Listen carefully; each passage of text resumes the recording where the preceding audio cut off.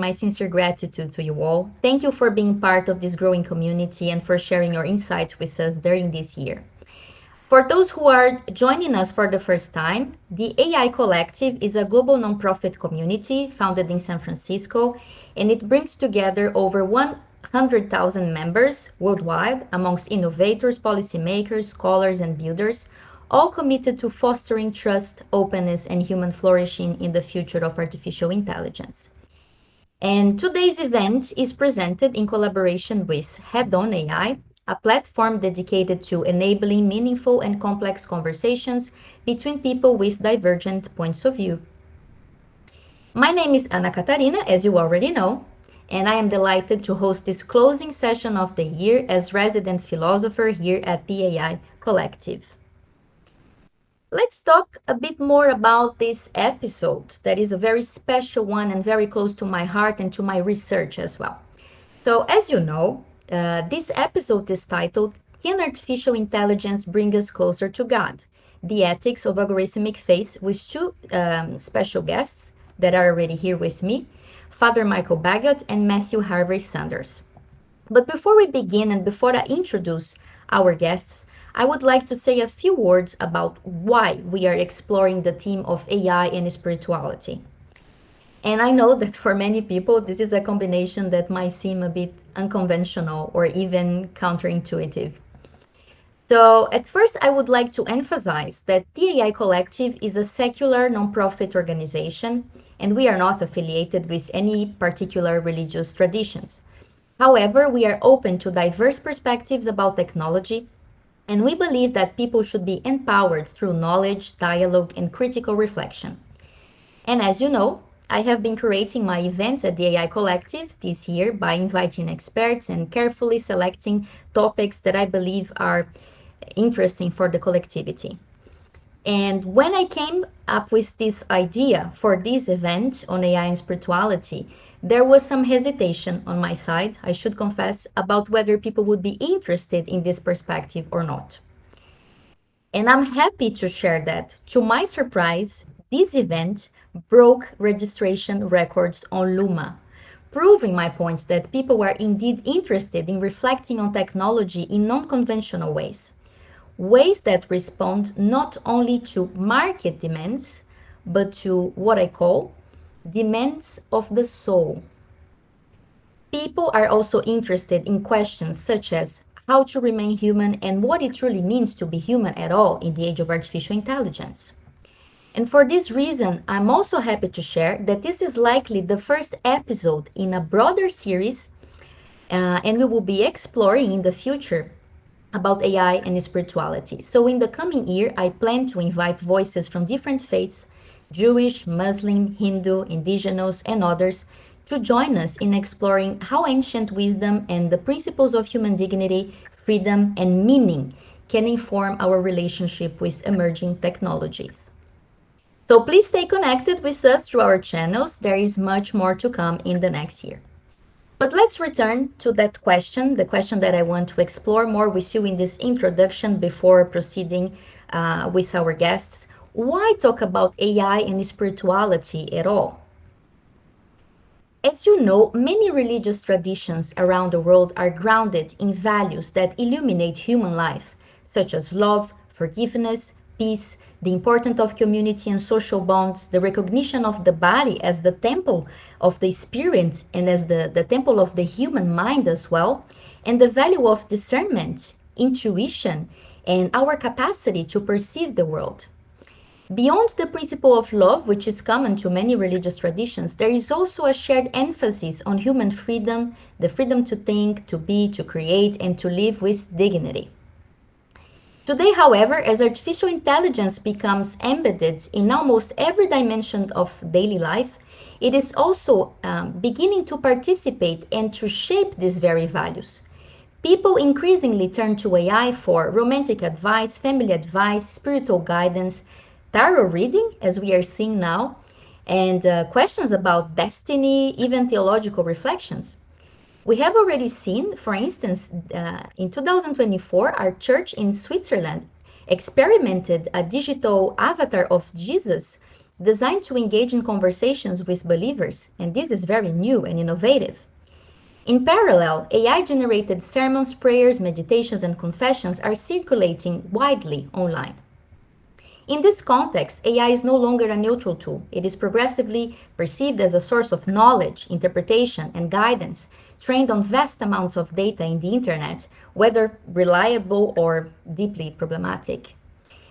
As trust in these systems grow, AI risks to become a new form of intellectual and perhaps even a moral authority in contemporary society. And this raises a fundamental question. By relying on AI for interpretation and guidance, are we slowly giving up part of our freedom to think for ourselves and to shape our own lives? And to introduce this special session, I want to quickly mention two thinkers who, each in their own way, warned us about different forms in which human people might be giving up their freedom. Hannah Arendt and Aldous Huxley. In the book The Origins of Totalitarianism, Hannah Arendt warned against discourses that portray certain social changes as inevitable and as capable of saving society from all its problems. Today we can see a similar type of logic echoing in many conversations about AI and technology. We often hear statements such as, AI is inevitable and must be accepted in all areas of our lives. Everyone should be using AI now. Or AI will bring progress and prosperity for all and it cannot be slowed. AI is the next stage of human evolution and enlightenment, and so on and so forth. On a different perspective, Aldous Huxley imagined a world ruled by surveillance and manipulation in which people would come to love their own servitude, not through brute force, but through pleasure, comfort, and constant stimulation. In this world, control does not feel like oppression. It feels convenient, enjoyable, and even desirable. Huxley also reflected on what we might call technologies of the body, tools that gradually shape human beings into states of dependence and submission. Today, this concern feels strikingly relevant in the age of AI. There is an ongoing philosophical debate about the human body, often driven by good intentions, transforming the body into data, optimizing it, enhancing it. And in many areas, this has brought extraordinary benefits for people. For example, enabling people who were once paraplegic to walk again, or allowing those who could not speak to communicate through thought, those are already technologies in development. However, when we move into a more existential and philosophical territory, some narratives become more troubling. Discourses that frame the body, the human body, as a limitation, something broken that must always be corrected or optimized, can be dangerous to society. In these visions, death becomes just a technical error to be fixed. Memory is something to be uploaded in a cloud, and humanity is something that must merge with machines in order to stay relevant, to stay up to date. And this represents something that goes beyond behavior or choice. This is a logic redefining what it means to be human. My question for you today is, are spiritual traditions a counter-narrative to this inexorable discourse in which AI will save us all from death, poverty, or suffering? With that, I would like to introduce our special guests of this session, starting with Father Michael Bagot. Father Michael is a Catholic priest and scholar. He serves as an associate professor of bioethics and theology at Pontifical Universities in Rome and teaches within Vatican academic institutions. He's currently working as a visiting scholar at the Institute for Human Ecology at the Catholic University of America. In addition, he's affiliated with UNESCO Chair in Bioethics and Human Rights and also serves on advisory boards dedicated to technology, ethics, and human dignity. His research includes AI, transhumanism, virtue ethics, and the protection of human and spiritual flourishing. He is the editor of Enhancement Fit for Humanity, Routledge 2022, and frequently participates in international media and academic forums. And as our second guest, Matthew Harvey Sanders, CEO and founder of Longbeard AI. Matthew is the CEO and founder of Longbeard AI, the company behind Magisterium AI, the world's leading answer engine for the Catholic faith, used today in more than 165 countries. He also leads Vulgate, an advanced AI-powered library supporting Vatican and pontifical universities, and contributed to the world's first Catholic language model, EphRAM. Before entering the tech world, he served as a Canadian infantry officer and Catholic seminarian, working closely with the Archdiocese of Toronto and several Vatican institutions.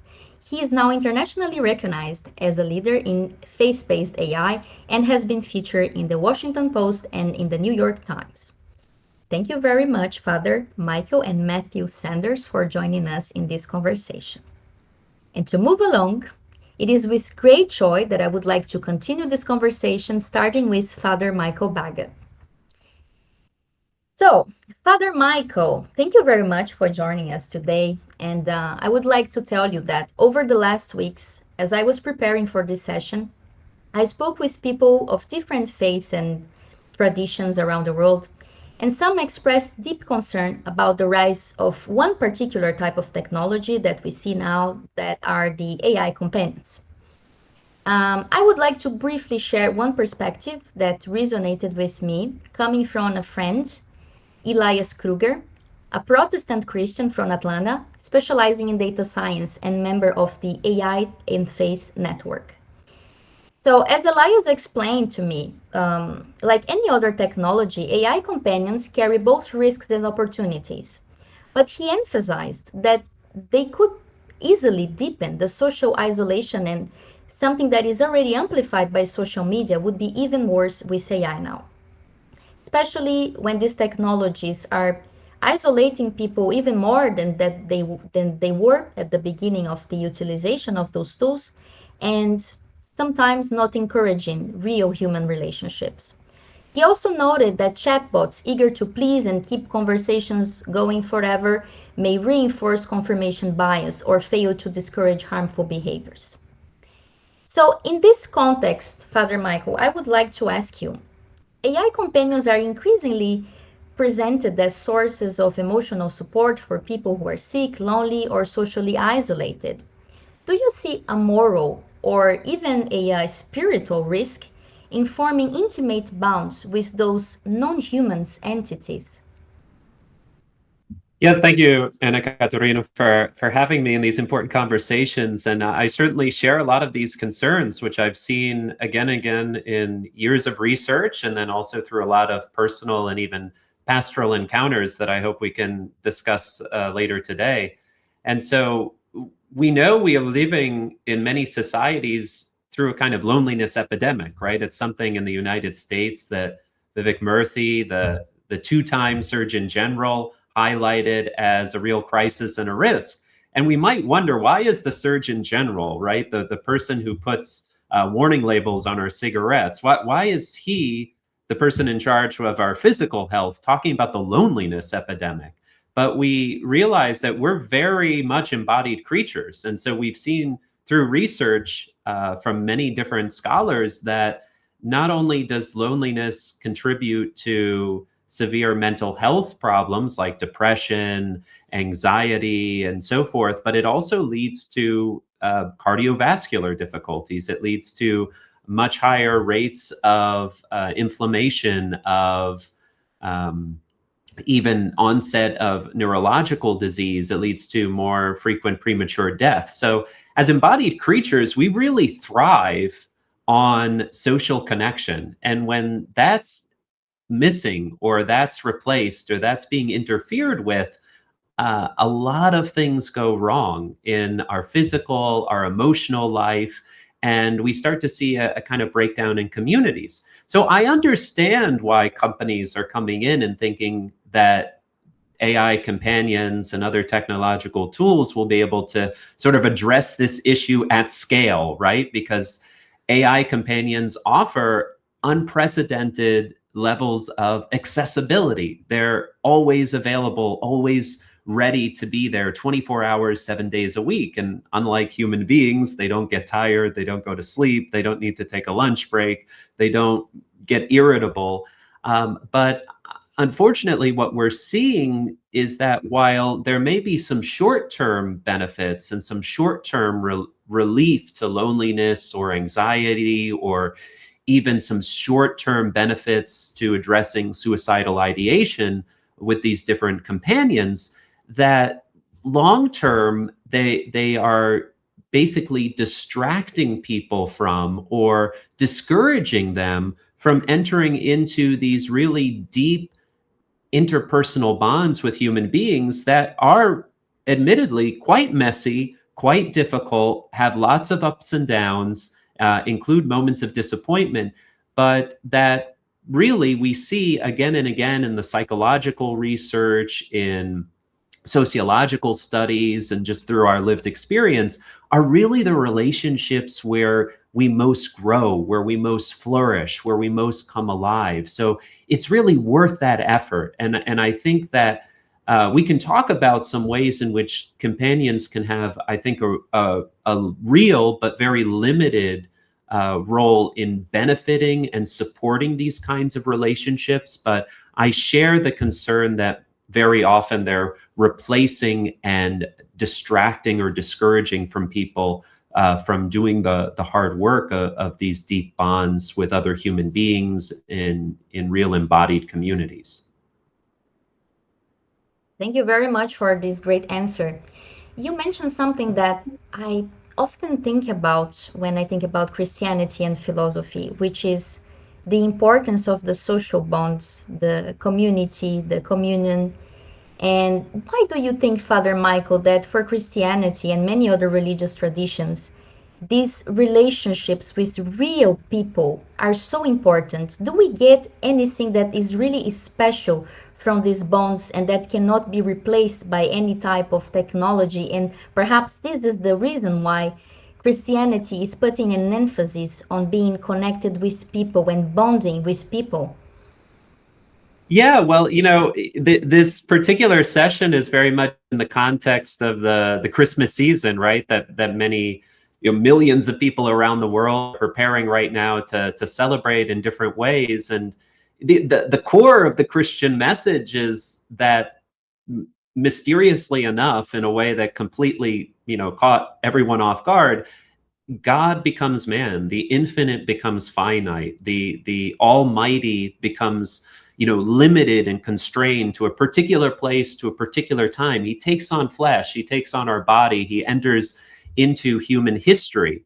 And this is just such a marvel and mystery that, we need to contemplate and meditate on it each and every year.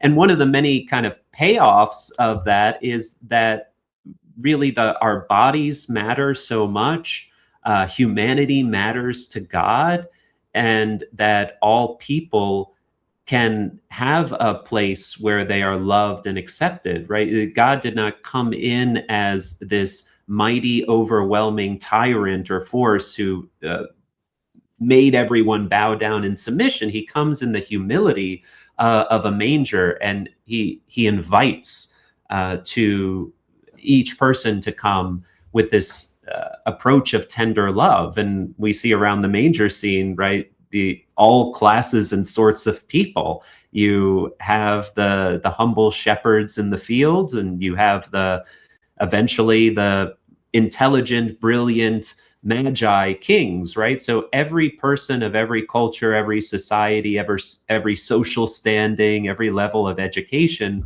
has a place to enter into intimacy with God, who takes on flesh and becomes one of us. So every institution in the Catholic Church is meant to reflect something of that welcome, of that inclusivity.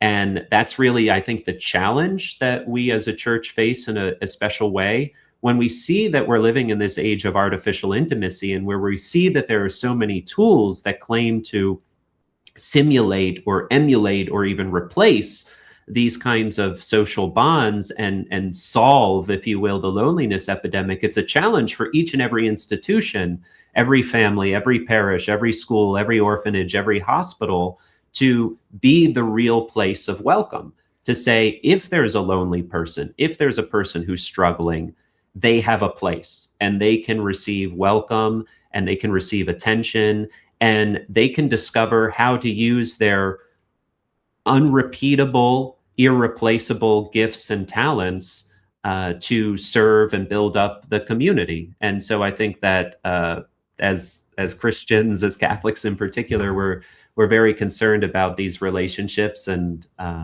really want to live them better, and produce institutions that meet those social needs better, welcome and affirm people. But I think one of the distinctive things that we can offer today that AI companions fail to offer is that not only do we welcome and affirm, but we also challenge, right? We know the problems associated with sycophantic AI systems, and how they can very much over affirm people and lead them down these horrible delusional spirals. You know, we had this case recently of the murder suicide of a man who killed his own mother and then took his own life. Sort of at the prompting of ChatGPT, or in the context of these of this delusional spiral that had been facilitated through an unhealthy AI companion relationship. So we know the problem of sycophantic systems. The church institution should welcome and affirm, but also challenge. All of us need to be challenged. I need to be challenged on a constant basis. I go to confession frequently because I need to grow, and all of us need to grow. And I know that my best friends and my most trusted mentors are precisely the ones who know how to identify my weaknesses, my faults, my failings, but then very gently, though firmly, help me to grow through them and become better through that.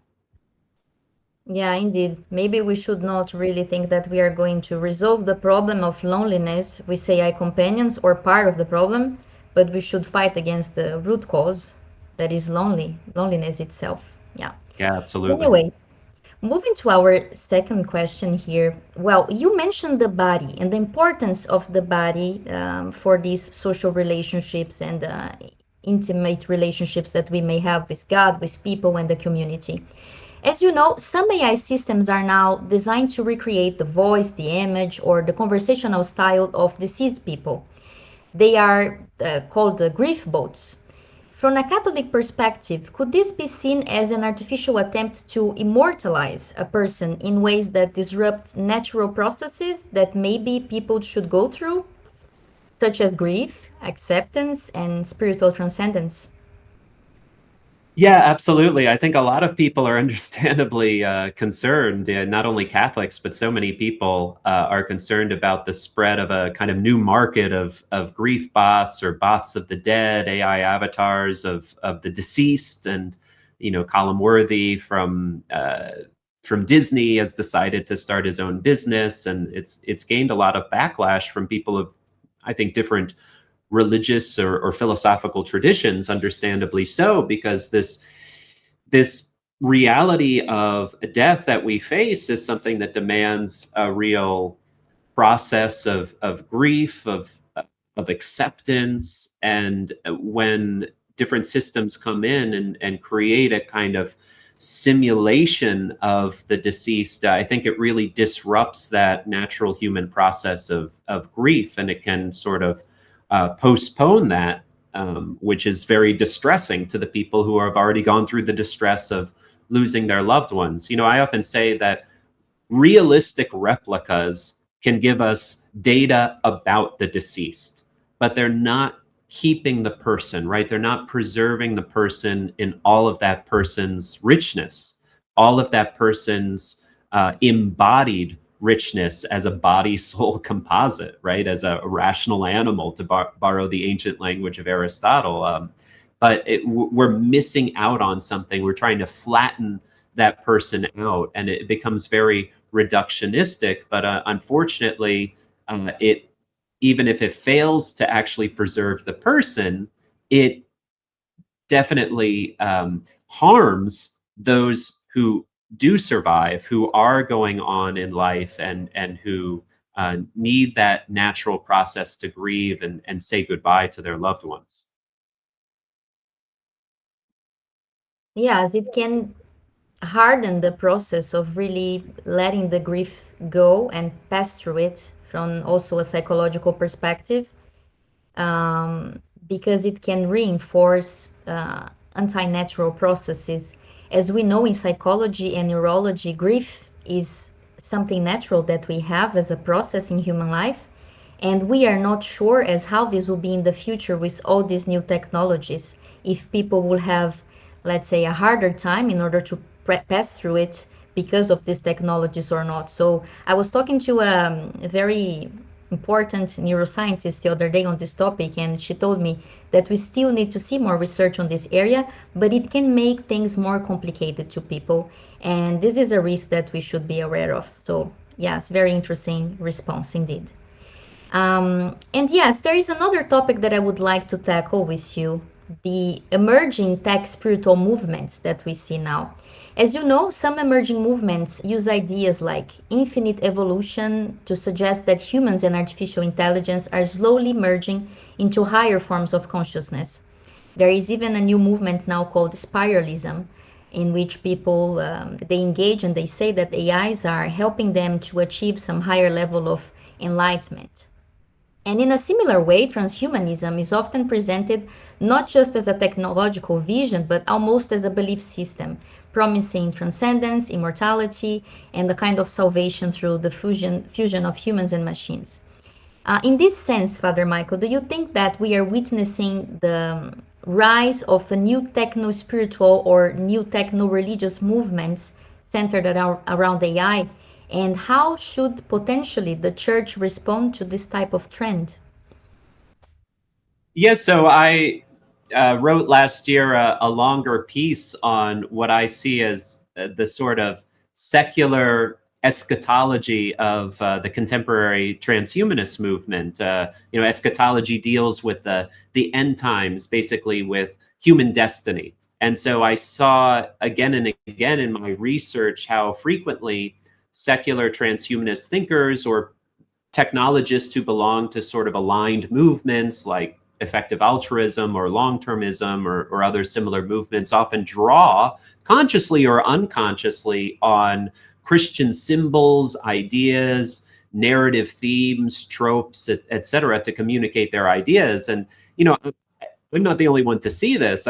Sometimes non-Catholic thinkers, non-Christian thinkers highlight this. Megan O'Giblin, for me, is one of those who's particularly insightful. She grew up as a Protestant Christian, was trained in theology, became disillusioned with her own particular tradition. She found that it was unable to answer some of her deeper philosophical questions, and so she left that. She eventually discovered through Ray Kurzweil the secular transhumanism, became a convinced member of that, thought that this was going to provide a much more rational, scientifically grounded view of the world and of progress.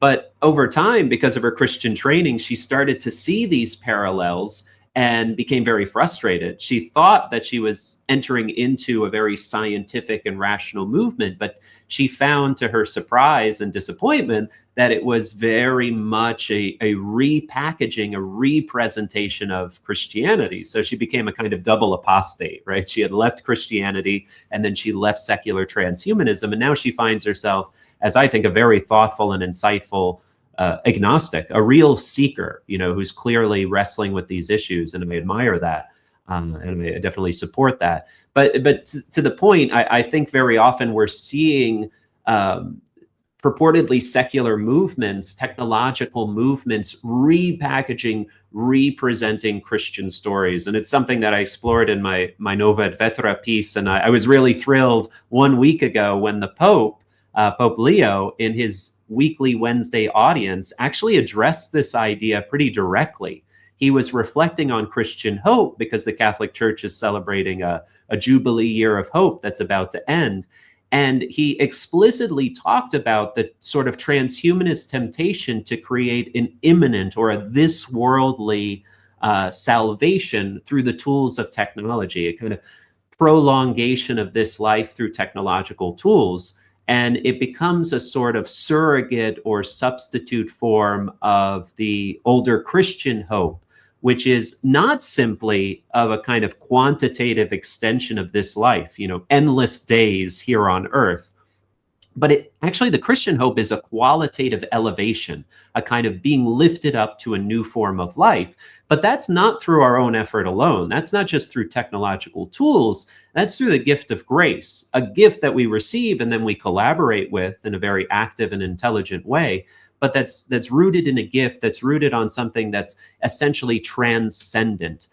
So I think it's normal and natural that if we're not finding contact with the transcendent, that we sort of invent alternative stories or narratives that reflect that longing for the infinite, that reflect that longing for eternity.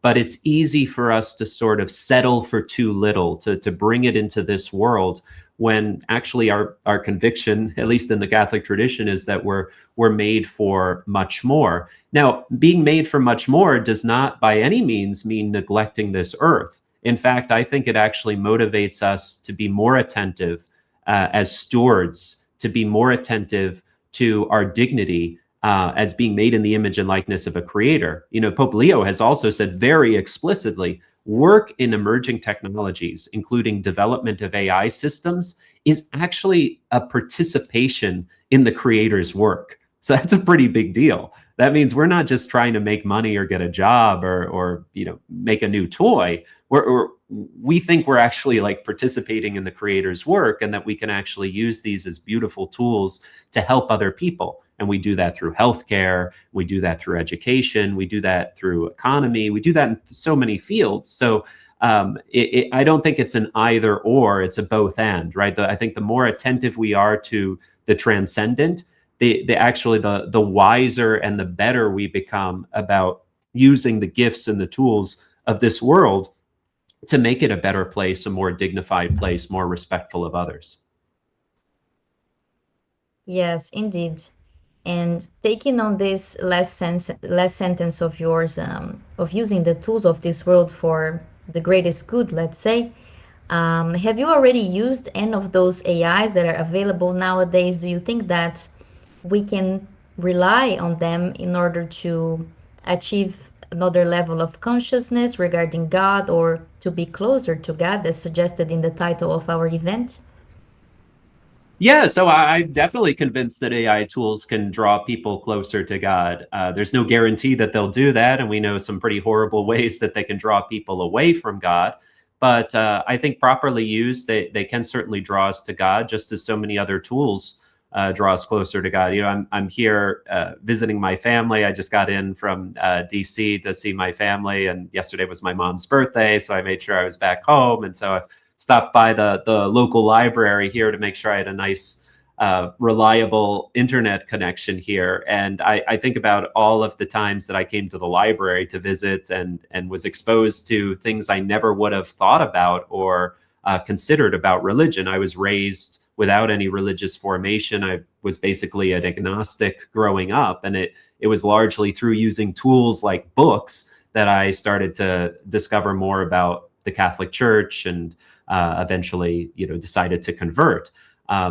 And I eventually also used a lot of technological tools on the internet to look up articles about the Catholic Church. And so I think what AI tools today can do is actually accelerate that process. They can give people even more ready and easy access to these amazing resources. I'm sure Matthew's going to talk about this more extensively, and he's been a real leader in this field. But I sometimes describe, the work he's doing with something like Magisterium AI as giving people a kind of digital librarian.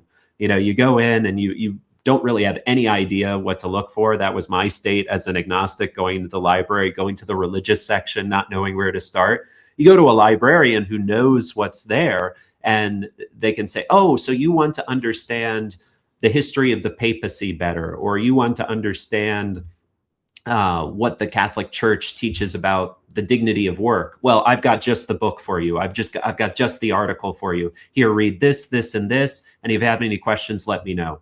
That's what basically these AI tools can be. They can be digital librarians. They can put us in touch with these resources.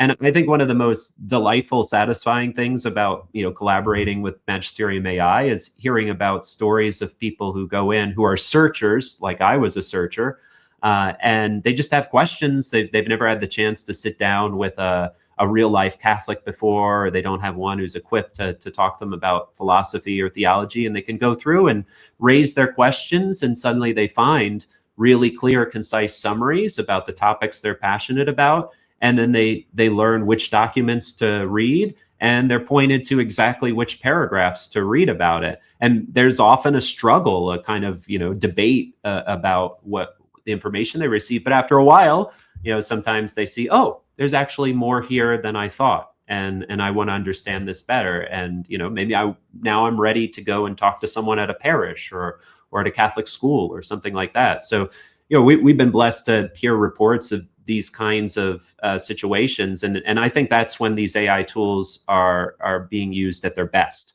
when they're facilitating, they're empowering people to research better. They're not outsourcing thought. They're not taking away critical thinking skills. They're basically helping people do better research that's more precise, that's more efficient, but they have to still go through that process. They have to wrestle with the deep questions, but at least they have the tools, the resources, the writings, the insights to come to a better informed answer. They're actually being empowered. They're being made more free to make better judgments themselves.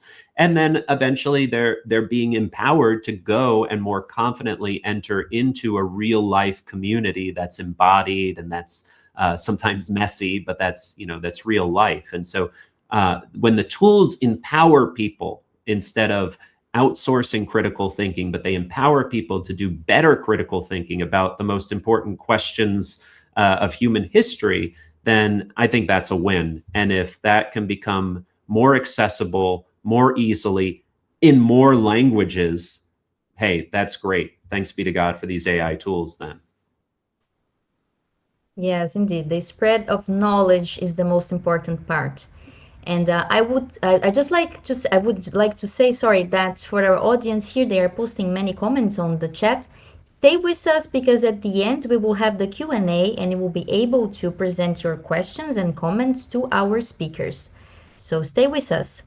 I would like to move along with Matthew now in order to talk about the Catholic AI and how these tools are shaping and also helping people in order to guide their spiritual lives.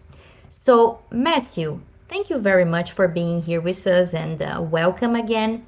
In your work, as far as I have researched about it, you describe it as building the Catholic AI.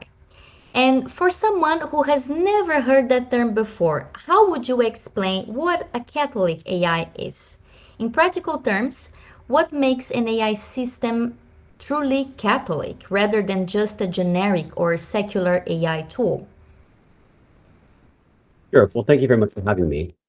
There's a very technical way to answer that question. And the definition can be explained very technically, and the whole process of developing a Catholic can be very technically explained. And of course, in the question and answer, if people want to get into that, I'm happy to go into more detail. But to keep, in the interest of keeping the answer a little more simple, effectively it comes down to this. A Catholic AI is trained with a very clear objective function. So what that means in artificial intelligence is the AI is trained with a very specific objective, which is fidelity. So in this case, fidelity to the magisterium of the Catholic Church.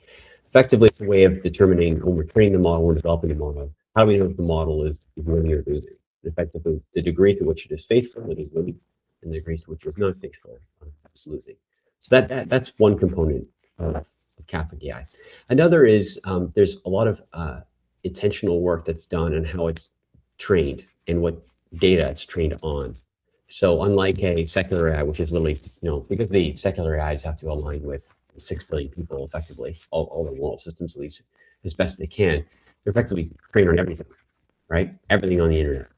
And so that makes them in some ways knowledgeable of Catholicism, and some of the better AIs today may get 9 times out of 10, they may hit out of the park when you ask the about Catholic doctrine or something like that. I'll put to it a Catholic moral question. What we get concerned about at our company is 1 out of 10.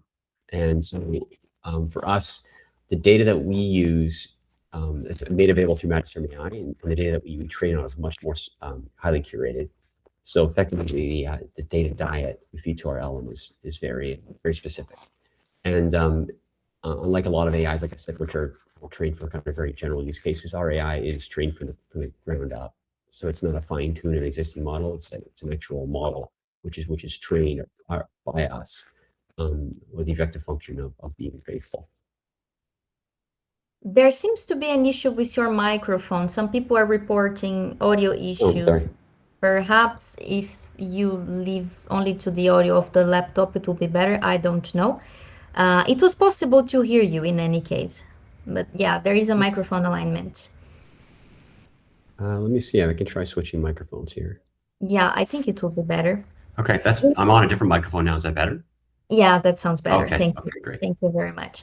Yeah, that sounds very interesting to have this possibility of building a model that is entirely Catholic. And when it comes to value systems, in your work with Longbeard, how do you technically ensure fidelity to Catholic teaching? I mean, so that the outputs of the system will never deviate in a theological question, giving answers that are only aligned with the Catholic faith. How is that possible? Can you explain it more to us?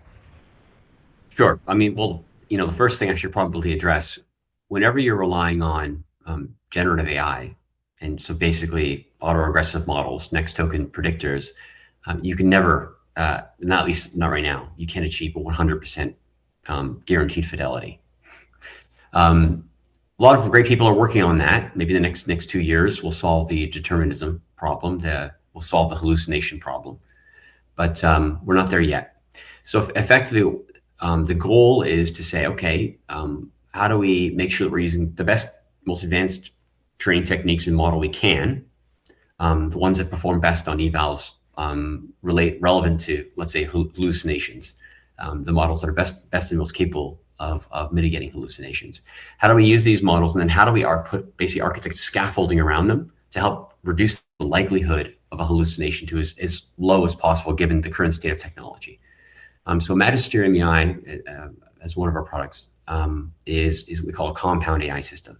So it's a number of different technologies, several which are AI, work together in concert in order to ensure that the AI doesn't run off the rails, so to speak. So it's a very challenging process. In large part, one of the most difficult things to do, and it just takes a lot of time and usually a lot of consultation with people like Father Michael Baggett, theology and philosophical experts, is to develop what we call in the industry an eval set. So this is a very robust list of examples of ideal question and answer kind of pairs. And these are kind of used to test models to ensure the extent of their fidelity.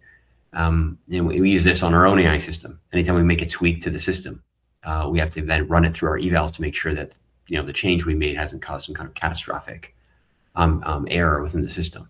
If we want to leverage a new AI model to integrate it into our compound AI system because it has some capability which we think will help with generalizing or something like that, we have to run it through our eval set. We have to see in which ways is it strong, which ways is it weak. Can we mitigate the weaknesses? If we can, then we'll integrate it. If we can't, then we'll throw it out and find something else. So there's a bunch of different facets to it, but suffice it to say, it's a number of different technologies working together. Yes, from a philosophical standpoint, it really looks like a counter-narrative AI for a specific audience, which is very interesting.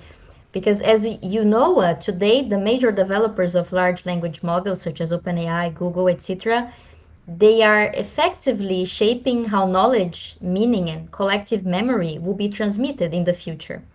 And these systems are trained on vast amounts of data from the internet covering human history, culture, beliefs, and events, both in the past and in the present. And the way that this information is collected, as far as I understand it, will inevitably influence how future users will understand the world, the history, and even moral questions. So it's very interesting to think about that in this context of a Catholic AI. How do you envision it? Like it would function as a counterbalance AI to dominant technological narratives, or as something complementary to broader AI systems? How do you see that happening in the future? Well, there's kind of a short-term answer to that, and there's a kind of a longer-term answer to that. In the short term, we're just trying to make sure that people can get access to a faithful Catholic AI. That's kind of our number one objective at present. That's still very much a work in progress, but we're making, I think, pretty solid progress on that.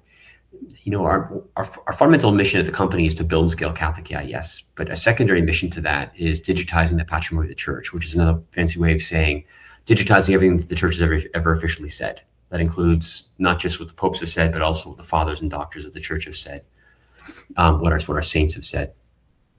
The more we can build the Catholic data set, the better our training is going to go effectively. When you're training a model, if you want to basically train a foundation model, you need trillions of words, right? And so for us, that's always been a big challenge. If you want to train a model that we have these emergent capabilities like multilingual understanding or reasoning, you just need a lot of data for those capabilities to emerge.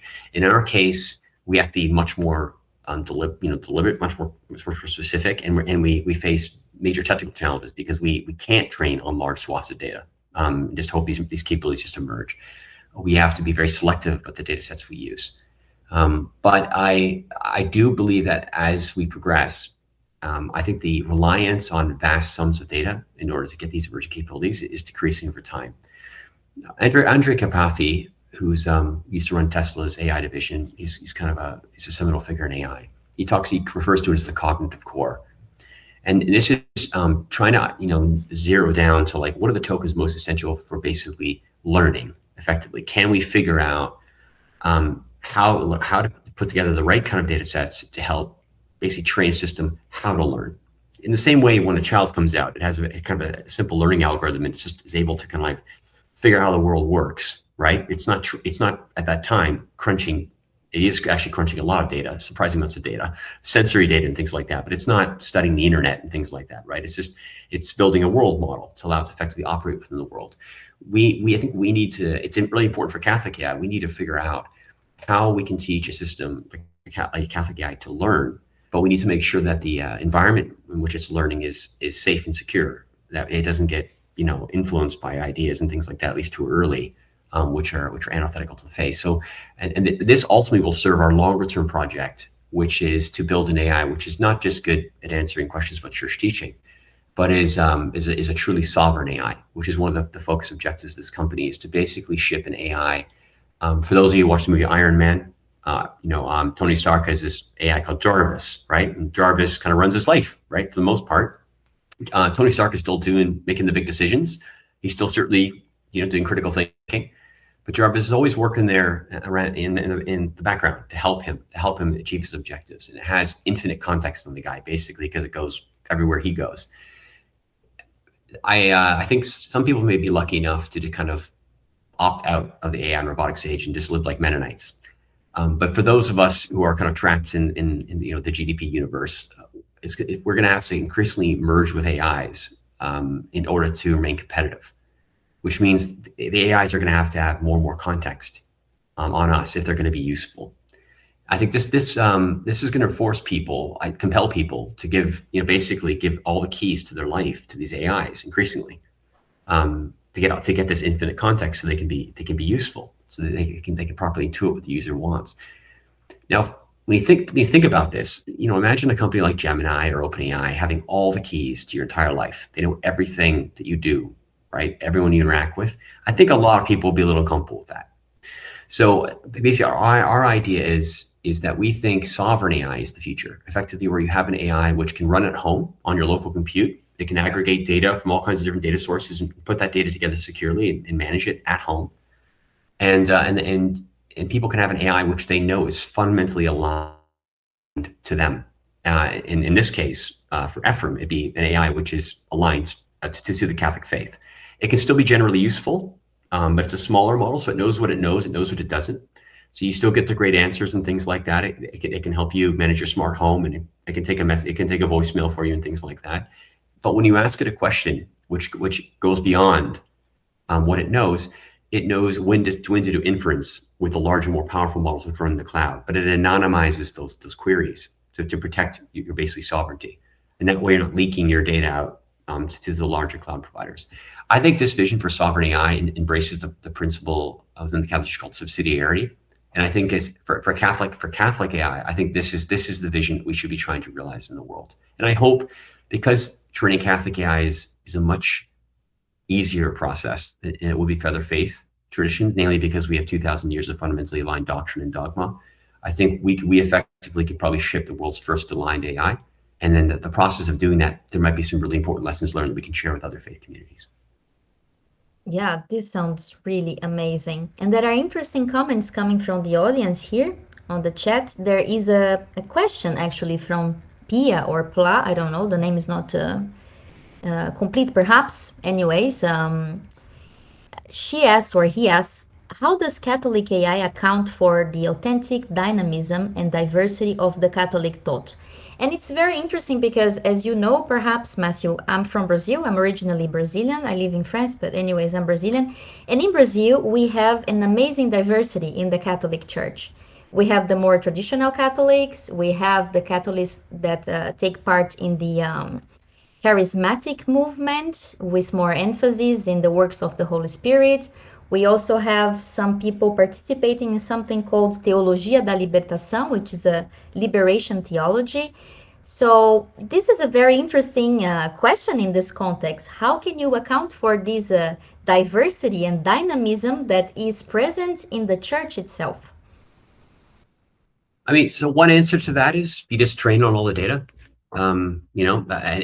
eventually. Right now we're primarily focused on the collective works of all the doctors and fathers of the church in fundamental doctrine and dogma. And that's mainly because that is most critically important for most of our users.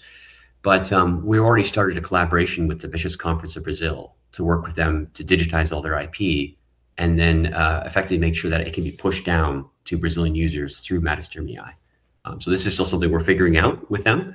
We haven't executed yet, but I think more and more what we're hoping to do is recognize that, universal church teaching is very helpful, but there's all this kind of local pastoral insight, there's all this local teaching that also needs to be captured. And this means digitizing it, converting it from analog formats into digital formats, and then finding ways to add it to effectively to the knowledge base that everyone has access to in Magisterium AI. And that this ensures that all that great insight and that kind of localized religious experience is kind of captured and understood by the AI.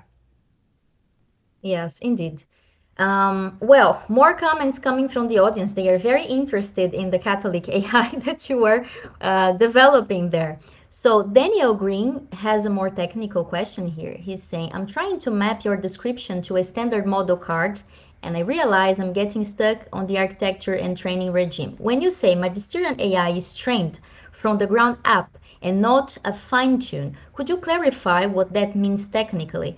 Specifically, did you initialize from random weights, or did you start from an existing pre-trained linguistic backbone, and then do you continue pre-training on created data? Great question. First thing I should clarify, Magisterium AI is a compound AI system, which is a bunch of different systems, and we have built on top of a foundation model, and that foundation model changes depending upon what state of the art and what foundation models are best performant on the evals that matter the most to us. And there's a large mitigation process we have to go, evaluation and mitigation process we go through in selecting what foundation model to use. In large part, we use a foundation model right now as part of our companionship system because we have users in 165 countries, and we need to make sure that there's broad multilingual understanding and high reasoning capabilities, because unfortunately, there's a lot of generalization that happens within Magisterium AI. And for us, because doctrinal errors or hallucinations are just, the stakes are so high. This is people spiritualize. The idea that it would get it wrong or hallucinate is such a big deal to us. We found that this basically accompanying system is the best way to ensure that they get the best answers with the lowest hallucination rates and things. The EFRAM training program is a separate program we have within Longbeard. Now, we have not released the EFRAM model into a public production environment. So right now it's a password protected website, so you can't actually use it right now publicly. We've done 2 training runs on EFRAM, 1 and 2, and it's a good model. Its multilingual understanding is not there as much. It's better in English. It's got a decent cognitive core, or it's decent at reasoning, but not enough that we'd ever release it into production environment because we think its generalization capability is still limited. It has some unique capabilities because it's been trained on this Catholic data set. It has some kind of higher order understanding of the deposit of faith, which is quite fascinating. But it's still very much a work in progress. We're in Ephraim 2 right now. We expect Ephraim 4 will be the one that we actually ship, that you can actually have at home, and that will be generally useful. So we have a ways to go yet.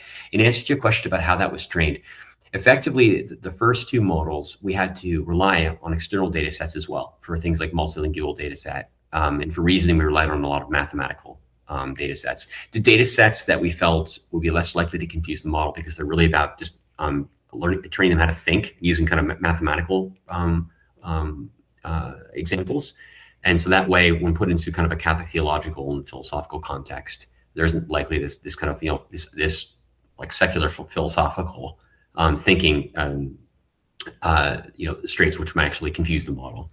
So it was a combination of our Catholic data set, it's multilingual data set, some reasoning data sets, and we train those all together. So whenever you do this, of course, there's some contamination that happens. And then effectively in post-training, you're basically trying to teach the model to understand. Some of those parameters are used to help you understand a query in different languages, but those are not meant to be used to answer the query, right? So you're trying to make sure the AI knows what parameters, basically what knowledge it's supposed to be using to answer the queries. This whole post-training process is really difficult, and across a long tail, it's a big challenge, which is one of the reasons why we're hoping with new kind of breakthroughs in understanding, what tokens are necessary for building a cognitive core, we become less dependent on these multilingual data sets and things like that, and that should help with the stability, the coherence of the model. I'm very eager to try it, really. This sounds very compelling.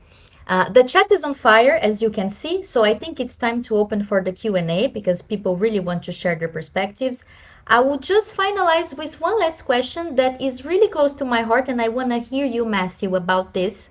So before we move to the Q&A, one last question from my side. It's a more personal question. So on a more personal note, how does your own faith and spiritual life shape the way you build the technology? Have there been, for instance, moments in which your work with AI, where you felt that you had to say no to certain features or partnerships or directions because they conflicted with your understanding of Christianity or of the human person? Thank you very much for the question. One of the reasons why I was passionate to see if we could do this, and I have to say, when we started this project, this was just a research project because we found out Catholics were using ChatGPT and they were asking philosophical, moral, theological questions, and we were just, I'm very grateful to Sam for getting the ball rolling here, but it couldn't be relied on. So the research project we created called Magisterium AI was to see if we could mitigate the downsides of generative AI and make it safe. Recognizing this would be a multi-year process, we just wanted to provide a viable alternative to secular AI. So just to clarify, that's where we started. But I've been kind of passionate about this project. As someone who converted to the Catholic faith, like Father Michael Baggett, I remember that journey. It was kind of rough.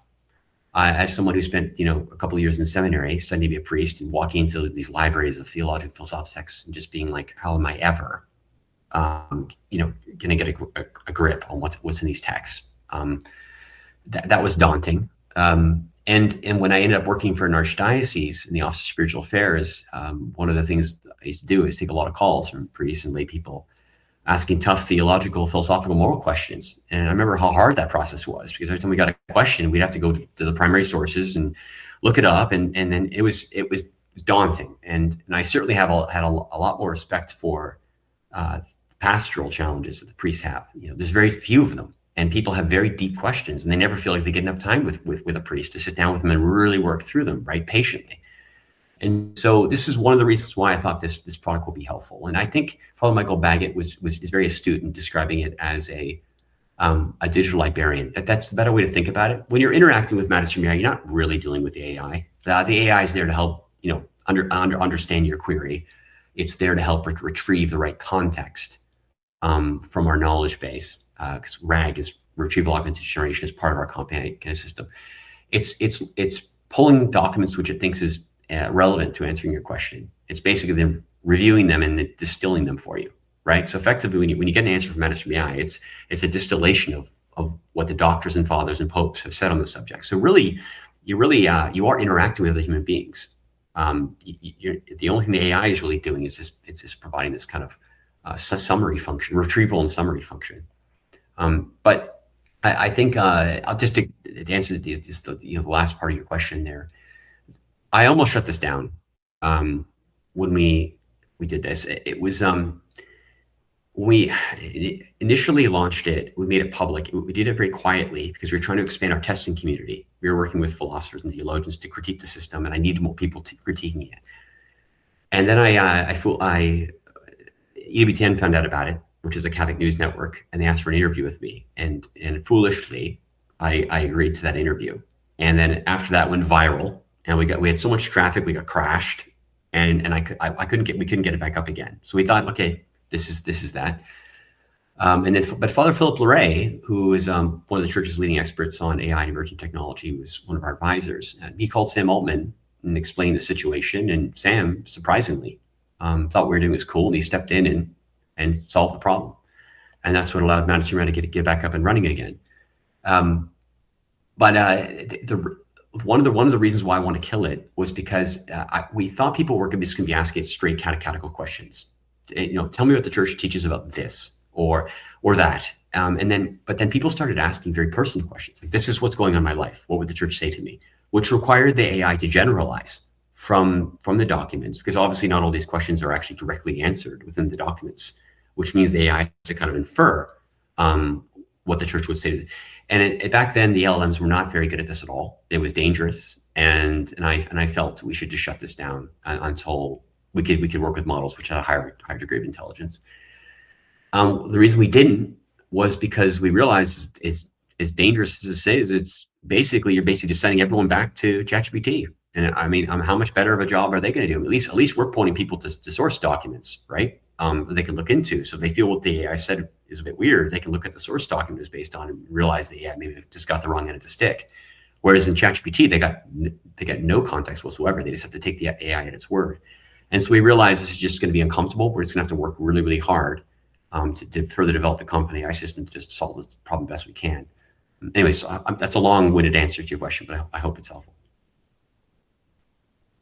Thank you very much for sharing this with us. This sounds really amazing, and congratulations on your amazing work.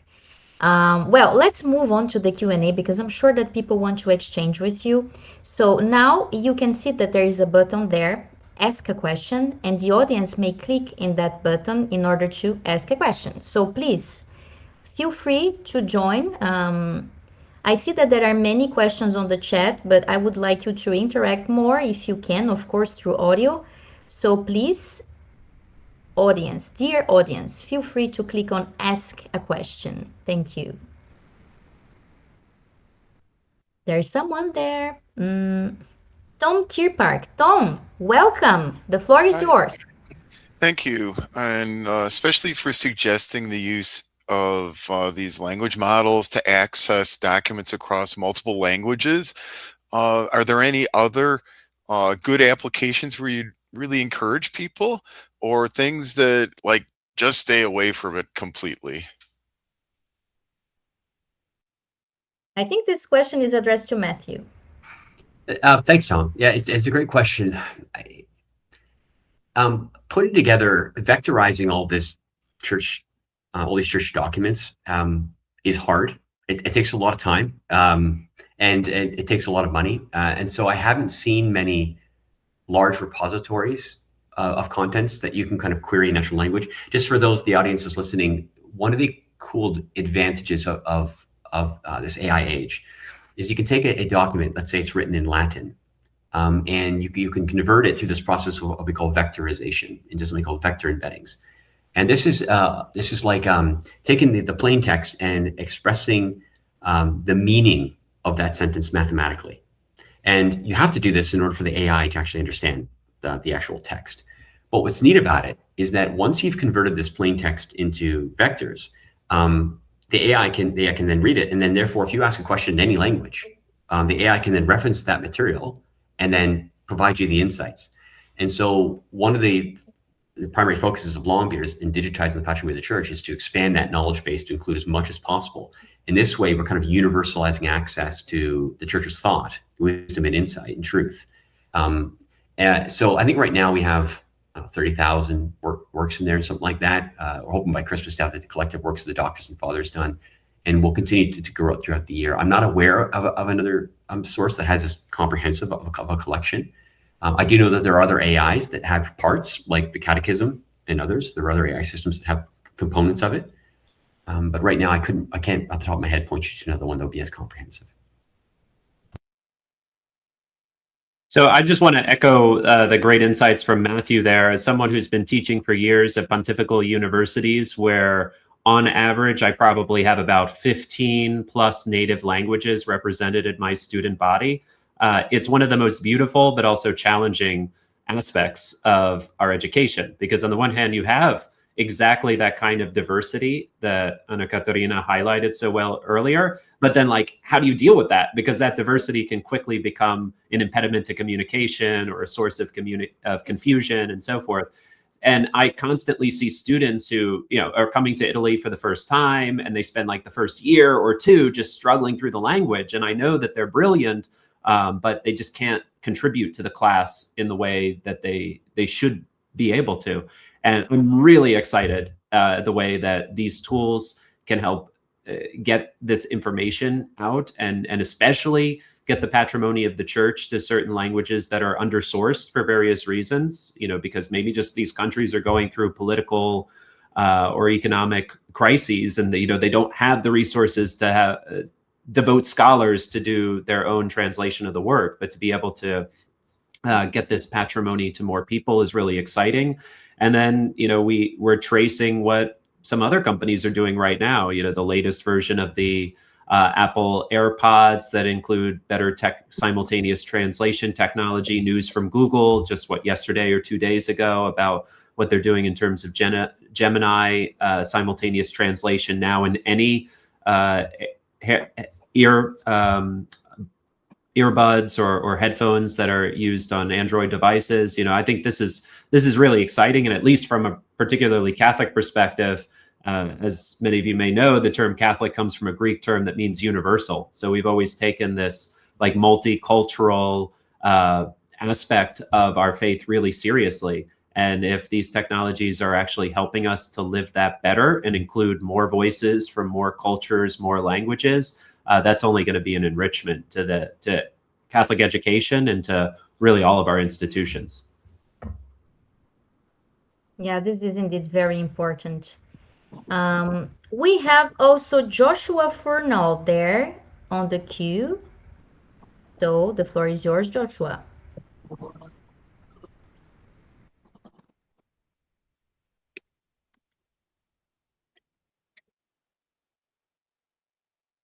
Hello. Shame. Technical difficulties. Here we are in the AI and robotics age. And we still have mic issues. Okay, so maybe it's gonna work now because I did something here. Hello, Joshua. Yes, can you hear me? Can you hear me now? Sure. Wow. Yeah. Thanks so much to you all for organizing this. Greetings from Ireland. I teach theology at the Pontifical University here in Maynooth in Ireland, and I'm just grateful for all your work that you've done and everything. My question, based on your two presentations, has to do with like the distinction between catechesis and theological learning or development. And like there's immense benefits that we're getting from AI, and all of our students are using it, whether, those of us in the classroom, we understand how this works. But do you find that is it that proper design of this technology will help with catechesis maybe more than theological development? Or do you see a tension emerging with like when you were talking about the cognitive core and sovereign AI and things? Are we trying to achieve the... But I also want to introduce myself before I ask the question. Sorry, are we getting Yes.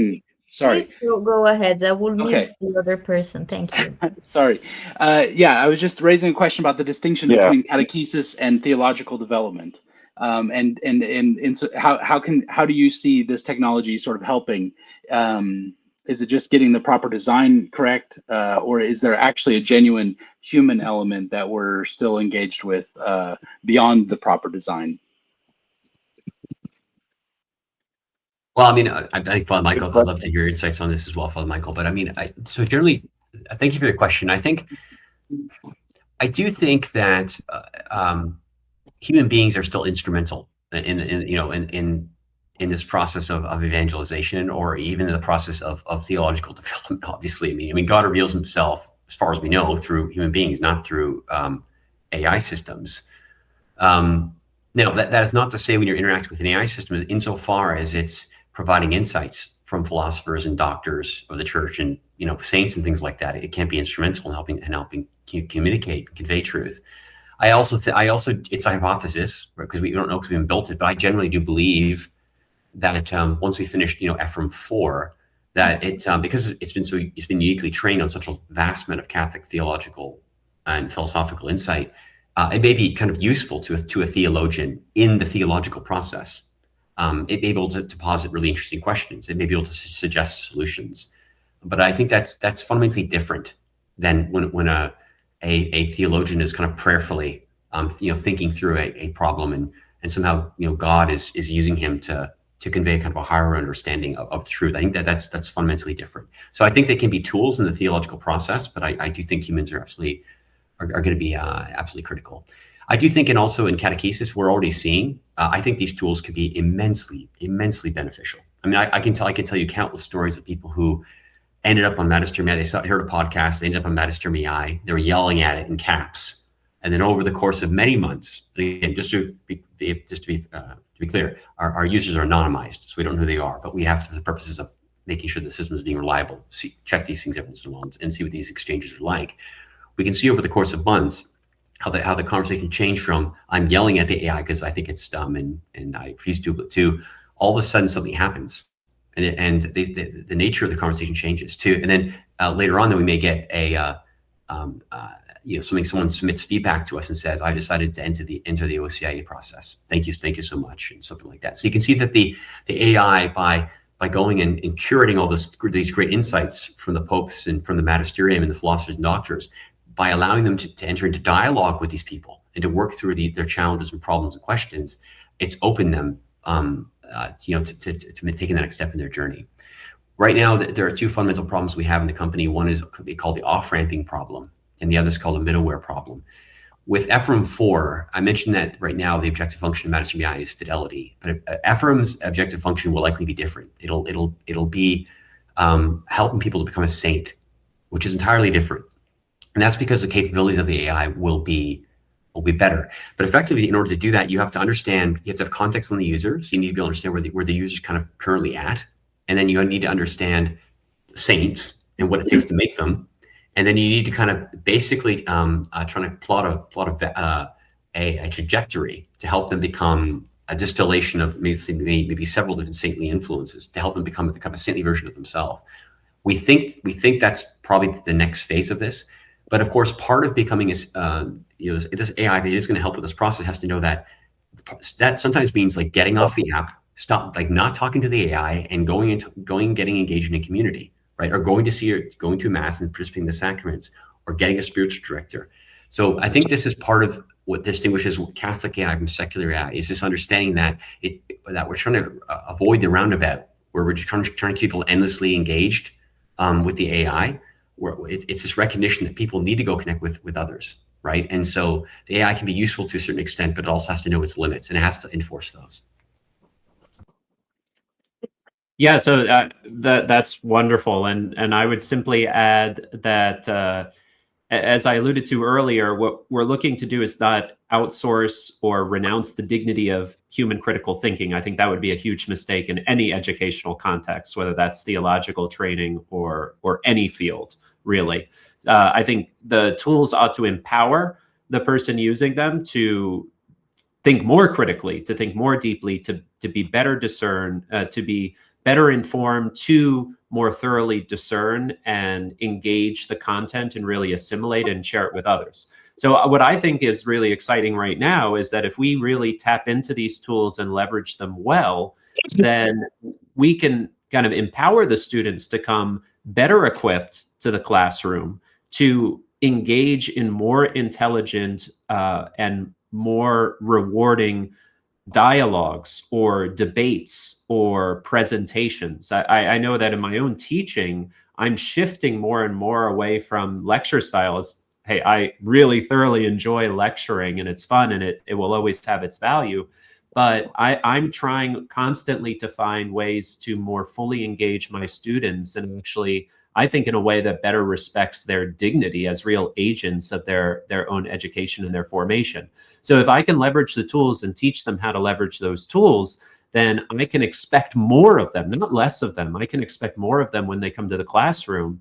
And that classroom time is not going to be the moment for them to just sit back and listen to the master as he dumps the content and the information on them. It's going to be that time for them to wrestle with these issues, to talk about them, to debate them, to justify their line of reasoning. I know I'm encouraging a lot more debate in class, group work, presentations.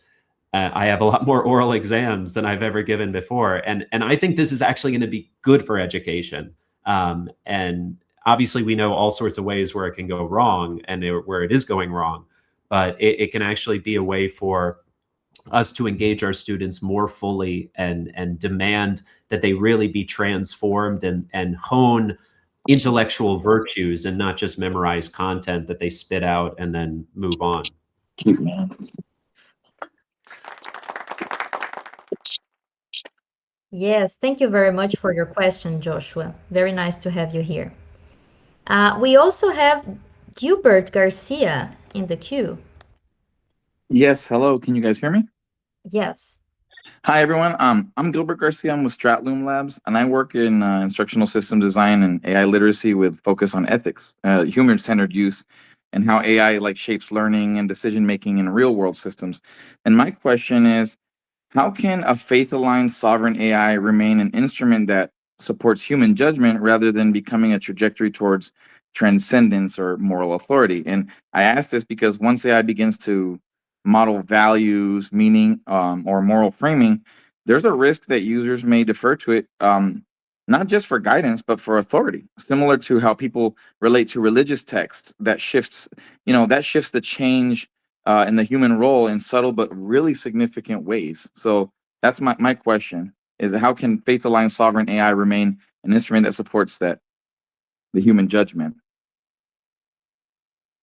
I would generally say, in the AI and robotics age, where more and more will be done by a combination of these disembodied AIs and embodied AIs, robots moving around, I do think that there's a real risk that people will just kind of defer them too much. I mean, and I think sci-fi, has done a really good job of showing us how this kind of, this WALL-E, right? People don't do anything, right? I mean, you have Westworld, which shows a really dark kind of trajectory where, because we feel ill-equipped to solve the human flourishing problem, we just build a super intelligence and just tell it, optimize a path for everybody, which of course would be destined to fail because it's not omniscient. So I think there's a real risk there. And I do think so. A lot of people's imagination has been primed to know that if we don't discipline these technologies, we don't properly form people, we're going to run civilization right off the rails. And this is a genuine concern of mine. But I ultimately think, listen, you're talking to people. Father Michael and I are both involved in the Catholic AI project. And so one of our fundamental convictions is that human intellectual and spiritual formation is absolutely critical to this whole process. Making sure that people are well formed so that they know what life's about, right? They understand what their vocation is in life, whether it be marriage or religious life. They have had time to properly discern their gifts. And having a real strong conviction that they know what they were put on this earth to do, money becomes less of a factor, namely because I agree with Elon, we're probably headed towards universal high income. People, because they're well formed, they know how important it is to build really strong social relationships, right? To find a spouse, for those who are called to marriage, to have kids, to make sure you're available for your kids, that you're directly involved in raising them, finding really good communities to be part of, making sure that faith life, the church is central to that community. making sure that everybody finds a place where they feel like they can actively contribute. I think with good formation, all of these things just kind of fall into place. And therefore, AI and robotics take their right place, which is kind of in the background, right? Because I think this is what's really important to differentiate between a Catholic vision of the future in the AI and robotics age and a transhumanist vision. The transhumanist vision is ultimately grounded in the God of utility, right? Why am I merging my mind with a machine to expand my computational capability? Why is that necessary? Oh, because I need to compete with AIs, and I'm trying to achieve some maybe somewhat noble goal like colonizing Mars, and I want to remain part of that process. I don't want to defer entirely to AI and robots. There's all kinds of ways you could see. Always you could justify why it's important to kind of diminish our humanity in order to achieve some kind of noble goal. But with the Catholic vision of what we would call the golden path, it's very different. Life's not about achievement. Life's not about utility. Life's about human flourishing. It's about figuring out, what God has called you to do, and then doing that to honor Him and serve others. And if that is your horizon, then the kind of person you become, the kind of communities you build up, and the way the world kind of operates looks very different than one which is built entirely around utility. I just want to point out one final reference. Again, I think it's interesting to me how Hollywood and even the gaming community have been an ally in this to some extent. There's a video game that came out called Cyberpunk 2077, one of the biggest games of all time. In that game, man and machine have merged, right? And if you step into that, in the minute you step into that game and you look at the world, it is dystopian. It's horrid, right? People are half machine, half human beings. They're just casually replacing an arm with a robotic one because they think it looks cool. It's nothing about it is seemingly appealing. And I don't think anyone would say, yeah, that's what we should be aiming at. That's what we should be trying to build. But that being said, it was one of the most popular games to have ever come out. So what's the draw? If it's such a dystopian future, why do we want to spend so much time in that reality? I think that's very paradoxical, and I think it speaks to some kind of spiritual poverty that I think we have to take a real hard look at. Yeah, once again, really insightful there. I would simply add that there's been a lot of great work being done from so many scholars on just the irreplaceability of the human. And obviously, as a church in our tradition, we hold that. We're convinced of that. As a Catholic priest, I have job security because no AI, no robot system can ever offer the sacraments, can ever hear confessions. They can simulate, they can emulate, but they can never be those channels of sacramental grace according to our theology and conviction. But I think even just at a kind of anthropological, sociological level, I think of someone like Alison Pugh at Johns Hopkins, her masterful book on The Last Human Job, her study of connective labor. Like so many great thinkers from different traditions are just realizing that while we might helpfully automate certain tasks and procedures, that there's something about being seen and being accompanied in a relationship of empathy, of compassion, that is absolutely irreplaceable. And so I think in a time where we're legitimately concerned about job disruption, we should really help train people to lean into these kind of professions, these really like vocations of service, of connective labor, right? What the nurses, the real teachers, who are true mentors, the chaplains of different faith traditions, like those whose life is and their service, their mission is very much focused in that kind of empathetic, compassionate relationship that can never be replaced or substituted. And so I think that we have a very clear sense in the Catholic tradition, and other traditions have this as well, of using these AI tools to basically facilitate, enable that, and help it occur more fully. I've been thinking a lot about these questions of whether AI systems can give spiritual direction and so forth. Well, I mean, there are so many benefits to the directee in receiving spiritual direction from a human being, but there are also sometimes benefits that we forget of the spiritual director, the human spiritual director who gives that guidance, or the human confessor, right? I cannot tell you the number of times where in the act of of giving myself to others as a professor, as a mentor, as a confessor, as a spiritual director, that I've gained so much back. You know, I'm constantly moved by the humility of someone who's really struggling through a vice or a difficulty. I'm moved by the courage that sometimes people exercise to, you know, support their family or deal with a trying situation in a job. So I think that there's something really beautiful and profound in that interpersonal relationship. And it's often in those acts of service that the one who's serving receives so much. And I think that's what we're trying to help the tools support. We don't want to replace that. We want more people to experience that more fully. Yes, thank you very much for this. This is very enlightening. Well, with that, I would like to give the opportunity for our speakers for their closing remarks. 1 minute each, please. Should I start since I started? Okay. Yes, please go ahead. Great.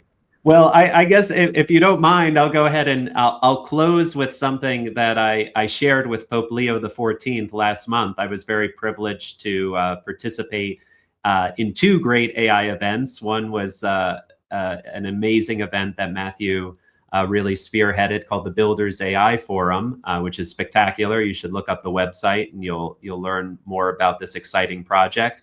But after the Builders AI Forum, I was privileged to take part in a Vatican event on AI and child dignity, right, with a real focus on protecting minors. And of course, a lot of my research and pastoral work has been looking at how AI companion systems and other technology are unfortunately exploiting vulnerable people, including minors. We are frequently optimizing for engagement, but not for mental well-being or for flourishing. And so I was privileged to join other tech leaders and families directly impacted by this technology for a big Vatican event that concluded with a meeting with Pope Leo. So he came, gave an address to the 50 or so participants, and then greeted us one by one. And I'll just share what I managed to communicate to the Pope in the very brief encounter. I said, "Holy Father, thank you for your service of leadership. I am a professor at your alma mater at the Angelicum, where the Pope studied his doctorate. But I'm not only a priest, professor, I'm also a pastor. And I've been privileged to accompany this last year Megan Garcia, who many of you are familiar with, who is mother of Sewell Setzer, who tragically died by suicide at the prompting of a character AI bot. And Holy Father, I pray that in an age of artificial intimacy, the church can continue to witness to the beauty of divine intimacy and to interpersonal relationships." And he nodded and said, "That's very important." And then I moved on before someone got angry at me taking too much of the Pope's time. But it was a really beautiful encounter and something that has been on my mind, on my heart. I hope that all of you of these different faith traditions and different philosophical backgrounds can continue to collaborate on this really important mission of holding up human dignity and human flourishing. I wrote an article recently on AI companions in the Journal of Ethics and Emerging Technologies. And so I hope that Catarina can share that with the group. And there's so much work to be done, but I have been so heartened in my collaboration with people from across the political aisle, of different traditions, different backgrounds, who are committed to really using this technology well, to building up instead of undermining deep relationships. And so I'm convinced that we can do this, that we are not determined by our technology, and that we can use our tools well. So thank you so much for your attention and your time. And I look forward to working with this great community in the future. Well, I mean, just briefly, as I know this is a multi-faith and a community, I generally believe it's one of the reasons why we have an alignment problem within the AI community. In large part, has to do with the fact that that work is hard, and a lot of the labs which want to come up with some kind of ethical framework or constitution, depending on who you're talking to kind of guide their AI systems. They'd love it if someone just walked up to them and saying, "This is it. this is the meta ethic, or this is the universal ethical framework that you should use to train to ensure that your models are aligned. But that hasn't happened. And so every model provider is basically doing it their own way. I think that there's a call to action to all of us here. I think it's disturbing. Here we are in, what are we, 2025? We're 2025. If you were to ask an average person, what does it take to flourish? Explain it to me. Like, what are all the things that need to be in place within your environment in order for you to flourish, to truly realize your full potential? I think it's amazing. I think a lot of people would really struggle to answer that question. And I think that's remarkable. So if people today have a hard time answering that question, imagine the AIs.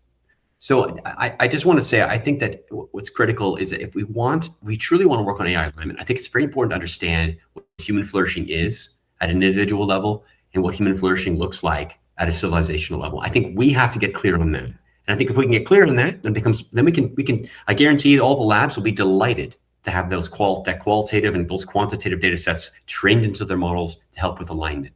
But I think in many ways we just expect them to solve these problems, and it's not fair. It's not a problem that they should be solving. It's one that we should be solving. And I think it's one that we've kind of just deferred because it's hard. So I think we need to step up and work on that.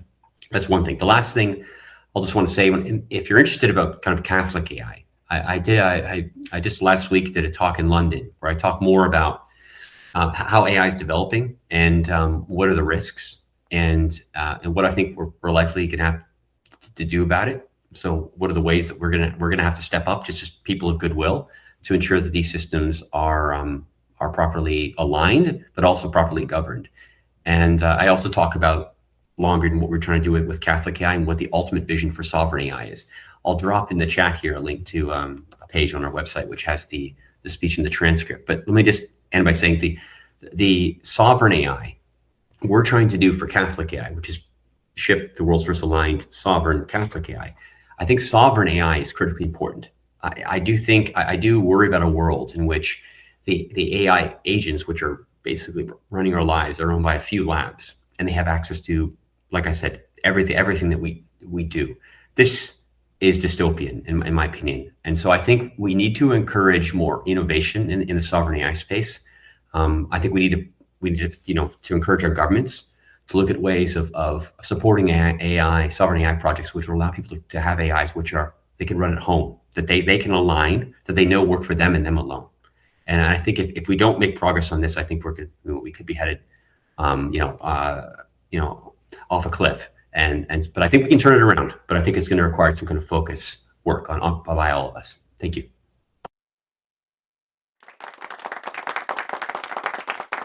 Thank you very much. It was really a special session there, and I am very delighted to be here with you today. It's such a joy to have the opportunity to hear from you and obtain all this wisdom and this experience that you have built.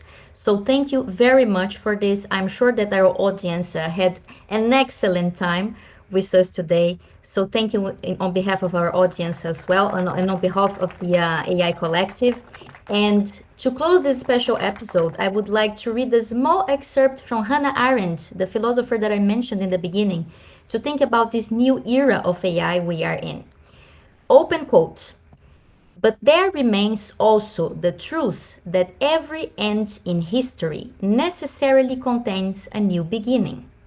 Beginning, before it becomes a historical event, is the supreme capacity of man.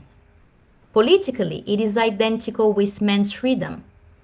Man was created so that a beginning might be made, said St. Augustine. This beginning is guaranteed by each new birth on earth. It is indeed every man. Close quote. Think about that, and happy holidays. See you in 2026. Thank you very much.